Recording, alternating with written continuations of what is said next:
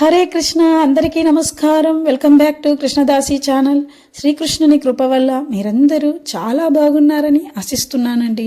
మనకు మన డైలీ లైఫ్లో ఆధ్యాత్మిక ప్రశ్నలు సమాధానాలు ఏమి ఎదురవుతున్నాయో అవి డిస్కస్ చేస్తున్నాం. ప్రతి ఒక్క వీడియోలోనూ అవి డిస్కస్ చేస్తూ ముందుకు వెళ్తున్నాము. ఈరోజు మనం ఈ వీడియోలో డిస్కస్ చేసుకోబోయే టాపిక్ ఏమంటే, మనం ఎందుకు పూజ చెయ్యాలి? ఇది కేవలం మన నమ్మకమా, లేకుంటే దీనికి ఏదైనా లోతైన అర్థం ఉందా? This is our topic today. ఈ కృష్ణదాసి జీవితంలో నిజమైన ఎక్స్పీరియన్స్ని మీతో షేర్ చేసుకుంటున్నాము. ఇది కూడా ఈరోజు మనం డిస్కస్ చేయబోయే టాపిక్ కూడా ఈ కృష్ణదాసి జీవితంలో మా పిల్లలు అమాయకంగా మాతో అడిగిన ఈ ప్రశ్నకి మనం సమాధానం తెలుసుకుంటాం. ఇలాంటి ప్రశ్నలు సాధారణంగా మీ ఇళ్లలో కూడా ఎవరో ఒక రూపంలో మీకు ఎదురవుతూనే ఉంటుంది. ఈ ప్రశ్నలకి సమాధానం తెలుసుకొని మనం కూడా మిగతా వారందరికీ కూడా తెలియజేసి మన సనాతన ధర్మాన్ని, మన సంప్రదాయాన్ని, మన సంస్కృతిని కాపాడుకున్న వాళ్ళు అవుతాం. దీనివల్ల అడిగే వాళ్ళకి కూడా భక్తి పెరుగుతుంది, పురాణాలపై ఆసక్తి కలుగుతుంది. భగవంతుని చేరుకోవడానికి నిజమైన అర్థం ఏంటో వాళ్ళు కూడా అర్థం చేసుకున్న వాళ్ళు అవుతారు. కాబట్టి మనం ఇలాంటి ప్రశ్నలకి సమాధానాలు డిస్కస్ చేసుకుంటాము. ఈరోజు మనం వీడియోకి వెళ్లే ముందు చిన్న రిక్వెస్ట్, ఇంతవరకు మన ఛానల్ని సబ్స్క్రైబ్ చేసుకోని వాళ్ళు ఎవరైనా ఉంటే దయచేసి సబ్స్క్రైబ్ చేసుకొని లైక్ చేయండి. మీ లైఫ్లో మీకు ఎదురైన ఆధ్యాత్మిక ఎక్స్పీరియన్స్ని కూడా మీరు కమెంట్ బాక్స్లో పెట్టండి, నాతో షేర్ చేసుకోండి. ఇక మనం ఈరోజు టాపిక్లోకి వెళ్ళిపోదాం. ప్రతిరోజు మార్నింగ్ మనం పూజ రూమ్కి వెళ్ళి దేవుడికి దండం పెట్టుకుంటాం. కానీ అది ఎందుకు చేస్తున్నాం అంటే, ఆఫీస్కి, స్కూల్కి ఇలా వెళ్ళేటప్పుడు, ఎక్కడైనా ప్రయాణం అయ్యేటప్పుడు, అసలు బయటకు వెళ్తున్నామంటే సాధారణంగా ప్రతి ఒక్కరు మనం ఏం చేస్తాం, పూజరూమ్కి వెళ్ళి దండం పెట్టుకుంటాం కదా. మరి ఇది ఎందుకు చేస్తున్నాం? ఇది మనకి అలవాటైపోయిందా, లేక దీని వెనక ఏదైనా రహస్యం ఉందా? ఇది మనకి అందరికీ ఎదురయ్యే ఈ ప్రశ్న మనం ఈరోజు డిస్కస్ చేసుకుందాము. ఈ కృష్ణదాసి జీవితంలో మా పిల్లలు అడిగిన ప్రశ్న ఏమంటే, ప్రతిరోజు విభూది ధరించి దేవుడి ముందు దండం పెట్టుకుని స్కూల్కి బయలుదేరు అని అనేవాళ్ళం. అలా ప్రతిరోజు చెప్పడం వల్ల మా బాబు, అమ్మ ప్రతిరోజు విసిగిస్తున్నావు, దేవుడు కంటికే కనిపించడు, కానీ ఎందుకు పూజించాలి, ప్రతిరోజు దండం పెట్టుకో అంటావు అని అడిగారు. ఇలా అమాయకంగా వాళ్ళు అడిగిన ప్రశ్నకి కూడా మనం సమాధానం చెప్పాలి కదా. చెప్తేనే వాళ్ళకి భక్తి పెరుగుతుంది. దేవుడిపై భక్తి పెరగడమే కాదు, పురాణాలపై కూడా ఆసక్తి కలుగుతుంది. ఇంకా ఏం తెలుసుకోవాలి భగవంతుడి గురించి అని వాళ్ళకి నమ్మకాన్ని, విశ్వాసాన్ని కూడా కలిగిస్తుంది. కాబట్టి మీకు కూడా ఈ ప్రశ్నలు, సమాధానాలు అన్నీ మీకు యూటిలైజ్ అవుతుంది కాబట్టి మనం డిస్కస్ చేసుకుంటున్నాము. ఇక మన టాపిక్లోకి వెళ్ళిపోదాం. దేవుడు కనిపించుడు. ఫస్ట్ ఇది డిస్కస్ చేసుకుందాం. దేవుడు కనిపించుడు అయినా ఎందుకు పూజించాలి? ఇదే మా జీవితంలో ఎదురైన ప్రశ్న కాబట్టి ఫస్ట్ దీనికి సమాధానం చెప్పుకుందాము. దేవుడు కంటికి కనిపించడం అనేది అబద్ధం. ఇది లాస్ట్ వీడియోలో కూడా మనం డిస్కస్ చేస్తాం. అయినా ఇప్పుడు ఒకసారి రివిజన్ చేసుకుందాం. ఒక్కసారి మనం రిమైండ్ చేసుకుందాము. దేవుడు కంటికి కనిపించడం అన్నది ఎంత అబద్ధం అంటే, అందరిలో ఉంటాడు దేవుడు. నీలో ఉంటాడు, నాలో ఉంటాడు, చుట్టూ ఉన్న ప్రతి ఒక్క జీవరాశిలోనూ ఉంటాడు. అందుకే కదా మనం ప్రతిరోజు విష్ణు సహస్రనామం చదువుతాం కదా. అందులో వ్యాస ఉవాచ అని ఒకటి ఉంటుంది. ఎప్పుడైనా గమనించారా? మనం చదివే వారికి అయితే తెలుస్తుంది. వాసనాత్ వాసుదేవస్య వాసితం తే జగత్రయం సర్వభూత నివాసోసి వాసుదేవో నమోస్తుతే అన్నారు వ్యాస భగవానుడు. అంటే సర్వ ప్రాణుల్లోనూ సర్వభూతంలో వసించే ఓ వాసుదేవ నీకు నమస్కారం అని ఉంటారు ఆడ వ్యాస మహర్షి. అంటే ప్రతి జీవరాశిలోనూ వసించేవాడు కాబట్టి ఆయన పేరు వాసుదేవుడు. కాబట్టి ఆయన అన్ని చోట్ల ఉంటారు, కానీ మనకి కంటికి కనిపించడు. కంటికి కనిపించనింత మాత్రాన దేవుడు లేడుని కాదు, గాలి, మనసు కూడా మనం చూడలేం కదా, మన కంటికి కనిపించదు. అంత మాత్రానికి అది లేదంటామా? అది అనుభవం వల్ల తెలుసుకుంటాం కదా. అంటే గాలి వీచినప్పుడు మనకు అనుభవం అవుతుంది. మనసు కూడా బాధపడుతుంది అన్నప్పుడు బాధపడుతుంది, సంతోషంగా ఉంది అనేది ఒక అనుభవం వల్ల తెలుస్తుందే కానీ మనసు కూడా మన కంటికి కనిపించదు. అంత మాత్రాన మనసు లేదని అర్థం కాదు కదా. అలాగే భగవంతుడు కూడా, ఈవెన్ దో ఎగ్జాంపుల్ కరెంటు తీసుకోండి. కరెంటు కూడా మనము టచ్ చేస్తే అనుభవానికి వస్తుందే కానీ చూస్తే చూడలేం. ఒక కరెంటు వైర్ రూపంలో, ట్రాన్స్ఫర్ రూపంలో అని ఏదైనా ఒక రూపంలో, అది స్టోరేజ్ రూపంలో తెలుస్తుందే కానీ నిజంగానే కరెంటు వైర్ లోపల ఉండే కరెంటు ఎలా తెలుస్తుంది మనకి? అది టచ్ చేస్తే మనం అనుభవానికి వస్తుంది. కాబట్టి భగవంతుడు కూడా అలాగే, మన దృష్టికి ఆయన కనిపించలేదు కాబట్టి భగవంతుడు లేదు అనుకోవడం మన అజ్ఞానం, మన భ్రమ. అది భగవంతుడు లేని చోట ఎక్కడా లేదు.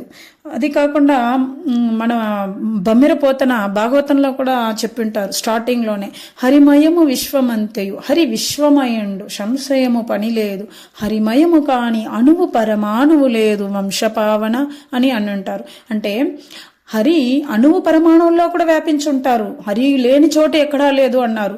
అణువు పరమాణువుల్లో కూడా వ్యాపించున్న ఆయన కంటికి ఇంకా ఇక్కడ ఉంటాడు అక్కడ ఉంటాడు పర్టికులర్ ఏరియా లేదనమాట. భక్త ప్రహ్లాద అందరికీ తెలుసు, అందరూ ఆ స్టోరీ చూసుంటారు, చదివి ఉంటారు. అందులో ప్రహ్లాద స్వామి కూడా అంటారు కదా, నువ్వు ఎక్కడైనా వెతుక్కోనా హరియే ఉంటాడు అని. అప్పుడు వాళ్ళ నాన్నగారు అంటారు, ఈ స్తంభంలో ఉంటారా ఆ స్తంభంలో ఉంటారని అడుగుతారు. ఆ కథ అందరికీ తెలిసిందే. కాబట్టి ప్రతి ఒక్కటిలోనూ వ్యాపించుంటారు మన భగవంతుడు. ఇలా లేడు అక్కడ ఉన్నాడు అక్కడ లేదు అని కాదు. ఆయన ఆకారంలో ఉంటారు, నిరాకార రూపంలో ఉంటాడు. కానీ మన కంటితో మనం ఎందుకు చూడలేమంటే మనిషి యొక్క విజన్ పవర్ చాలా తక్కువ. ఒక బర్డ్కి ఒక అనిమల్కి ఎంత లాంగ్ డిస్టెన్స్ అవి చూడగలవో అంత డిస్టెన్స్ కూడా మనం చూడలేము. కాబట్టి విజన్ పవర్ తక్కువ కాబట్టి మనం చూడలేము.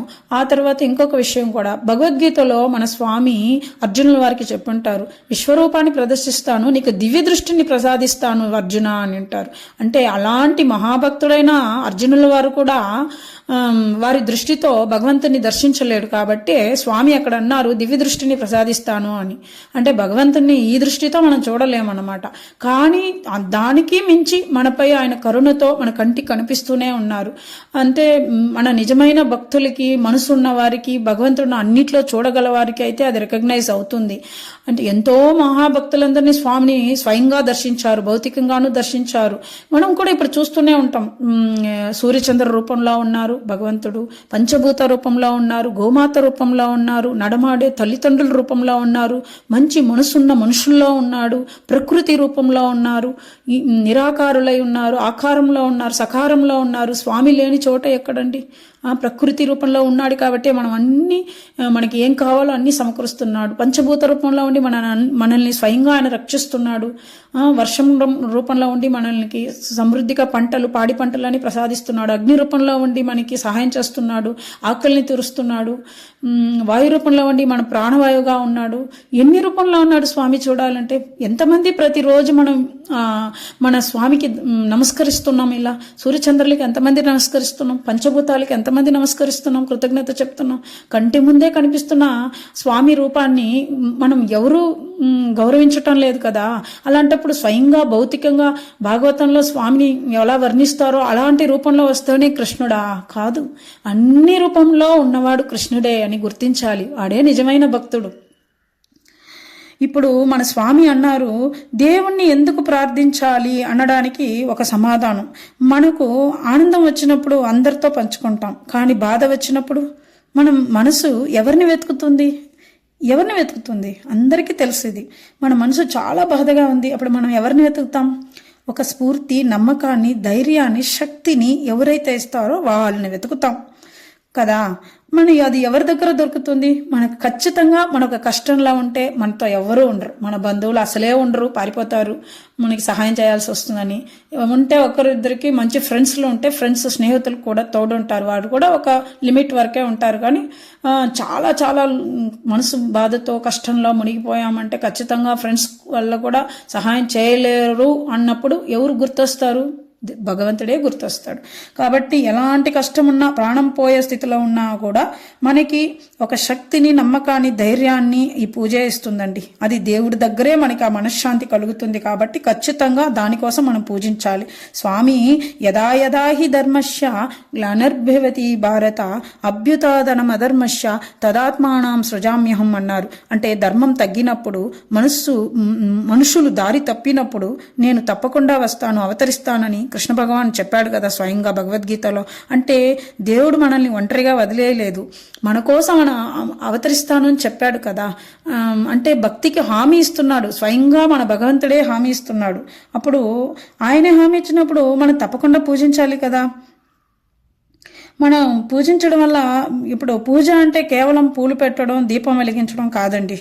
మనం మనస్సుని అక్కడ పెట్టి మనసుకు ప్రశాంతత ఇవ్వడం, మన భయాన్ని తగ్గించుకోవడం, జీవితానికి దారి చూపించమని అడగడమే పూజలో నిజమైన అర్థం.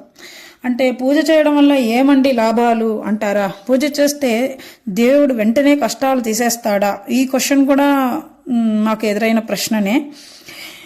కానీ కష్టాల్ని తీర్చేస్తాడా, వెంటనే మాయమైపోతుందా అంటే కాదండి.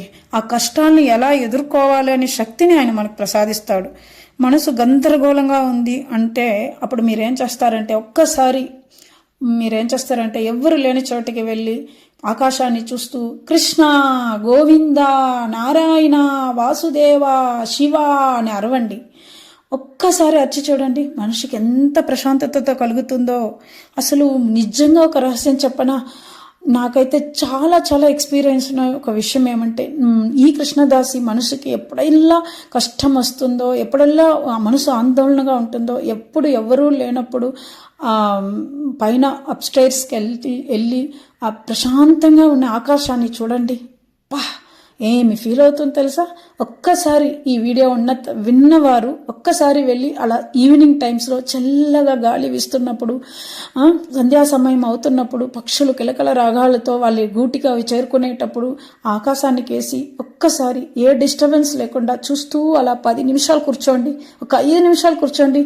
మీ మనసు ఎంత ప్రశాంతతగా ఉంటుందో, అసలు మీ ఆలోచనలకు అన్నిటికీ ఒక దారి తొలుగుతుంది. ఇది నేను స్వయంగా ఎక్స్పీరియన్స్ అయింది, మీకు చెప్తున్నాను. మీరు అది ఎక్స్పీరియన్స్ అయ్యి మీరు కమెంట్స్ కూడా మీరు చాట్ బాక్స్లో చేయండి. ఇంకా కష్టాల్లో దేవుడు మన తోడు ఉంటాడా, మనకి కష్టాలు తగ్గుతాయా, ఇలాంటి ప్రశ్నలకు కూడా ఎన్నో సమాధానాలు ఉన్నాయి. ఇది మనం పార్ట్ 2గా డిస్కస్ చేసుకుందాము రాబోయే వీడియోలో. ఎందుకంటే చాలా లెంతీ అయిపోతుంది వీడియో. లెంతీ వీడియో ఎవరు చూడలేకున్నారు. ఫాస్ట్ జనరేషన్లో అందరూ షార్ట్స్ చూసి అలవాటు పడి లెంతీ వీడియోస్ని చూడలేకున్నారు. కాబట్టి ఇంతటితో నేను ముగించుకుంటున్నాను. ఇలాంటి భక్తితో, విశ్వాసంతో మనమందరం కలిసి నడుద్దాం. మీ అందరి జీవితాల్లోనూ దేవుడి యొక్క ఆశీస్సులు ఉండాలని కోరుకుంటూ ఈరోజు సెలవు తీసుకుంటున్నాను. వచ్చే వీడియోలో పార్ట్ 2గా దేవుణ్ణి ఎందుకు పూజించాలి, దేవుణ్ణి పూజించడం వల్ల కష్టాలు తగ్గుతాయా, వీటన్నిటికీ సమాధానాలు పార్ట్ 2లో తెలుసుకుందాము.